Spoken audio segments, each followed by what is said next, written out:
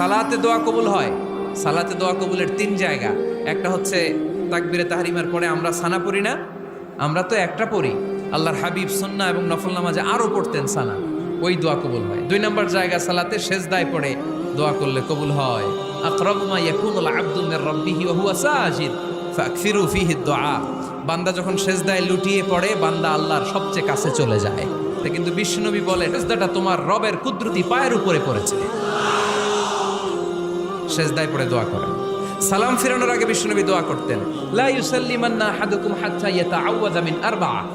আল্লাহর হাবিব বললেন, চার জিনিস থেকে পানাহ না আছে আমার কোন উম্মত যেন সালাম না ফিরায়। তারা যেন পড়ে, আল্লাহুম্মা ইন্নী আউযু বিকা মিন আযাবিল কবর, আউযু বিকা মিন আযাবি জাহান্নাম, আউযু বিকা মিন ফিতনাতিল মাহইয়া ওয়াল মামাত, আউযু বিকা মিন ফিতনাতিল মাসিহিদ দাজ্জাল। আল্লাহ কবরের আযাব থেকে বাঁচাও, আল্লাহ জাহান্নামের আগুন থেকে বাঁচাও, আল্লাহ জীবন